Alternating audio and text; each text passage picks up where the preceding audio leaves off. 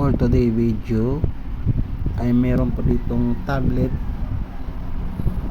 at yun, ang gagawin po natin dito ay i-reformat po natin dahil hindi po siya matouch.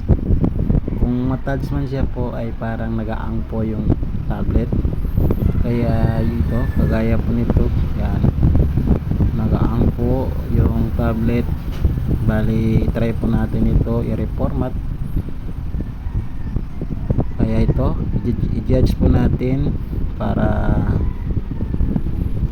hindi po ma-short yung kanyang battery. Kaya yon, ang gagawin po natin dito ay tignan po natin para hindi po masira itong tablet. Ay first, ang gawin po natin ay yung bar po, tignan po natin kung okay yung battery. Bali, ito guys ay proceed po tayo doon sa settings at hanapin po natin yung hard reset, yung reset. Ayan, ito po yung ginagawa ko. Hanapin natin yung settings and reset. Ayan, hindi ko, yan, yan, and hanapin po natin yung hard reset. Ayan, at ipindot po natin yan. Yan po yung hard reset all. Ayan, para mawala po yung virus lahat.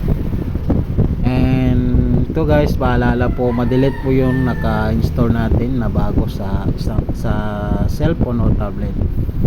Kaya yan guys, ayan na po, na hard reset na po, napindot ko yung hard reset at ito po yung lumabas. Ayan, and then yan, ayan po yung kita mo talaga na may robot signal na Android. Ayan na, and then ayan na guys,